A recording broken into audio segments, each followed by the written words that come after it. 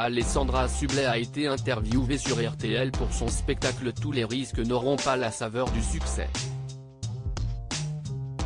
Et il a été question d'échec, sous toutes ses formes. L'ex-animatrice a sans détour évoqué ses ruptures. Alessandra Sublet a tourné le dos à la télévision pour se lancer dans la comédie, comme l'a fait avant elle Sandrine Quétier. Elle se lance d'ailleurs avec un seul en scène intitulé Tous les risques n'auront pas la saveur du succès. De passage dans l'émission Laissez-vous tenter, dimanche 18 juin 2023 sur RTL, la sublime femme qui vit à présent recluse dans les Alpes-Maritimes, a évoqué ses divorces.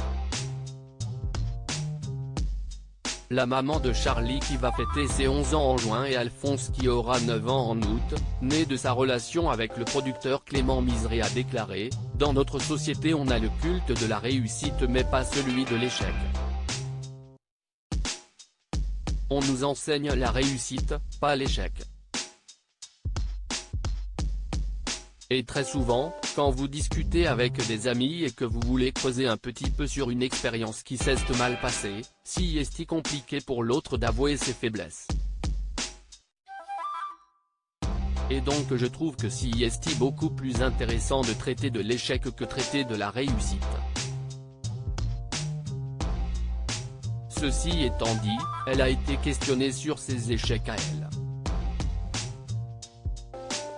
Et toujours aussi franche, Alessandra Sublet a répondu « Dans ma vie personnelle j'ai divorcé 2 fois.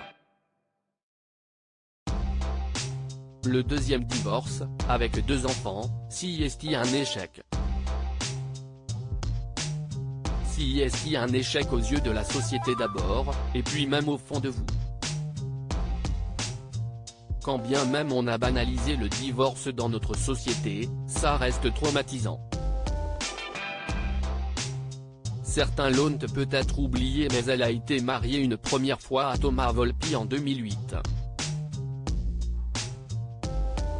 J'ai vécu 4 années formidables avec mon ex-mari, et se séparer est la meilleure chose que nous ayons faite. Nous avons des rapports extraordinaires et partageons la garde de Max, le chien, qu'aucun de nous n'était prêt à céder. Je pense que si est mieux de s'être séparé avant d'avoir des enfants, avait-elle expliqué en 2010. Et il y a eu ensuite Clément Miseré, le père de ses enfants avec qui elle a mieux réussi le divorce que le mariage comme elle dit. Malgré leur séparation, ils ont continué, un temps, de vivre ensemble sous le même toit. Et ils affichent encore aujourd'hui une belle complicité.